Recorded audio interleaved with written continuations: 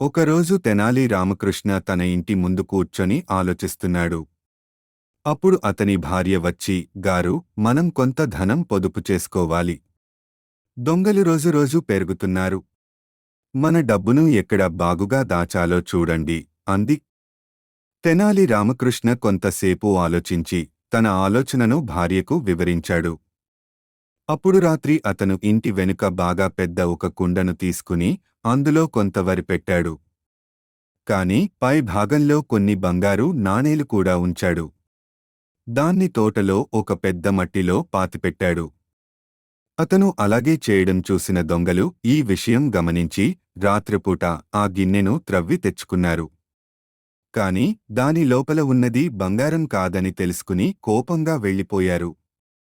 2 రోజులకు తెనాలి రామకృష్ణ ఆ గిన్నెను తీసి అందులో తన నిజమైన ధనాన్ని దాచాడు.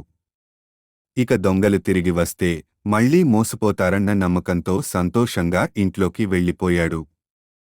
ఈ కథ ద్వారా మనం నేర్చుకోవాల్సింది ఏమిటంటే, చాకచక్యంగా ఆలోచిస్తే ఎలాంటి కష్టాన్నైనా ఎదుర్కొనగలం.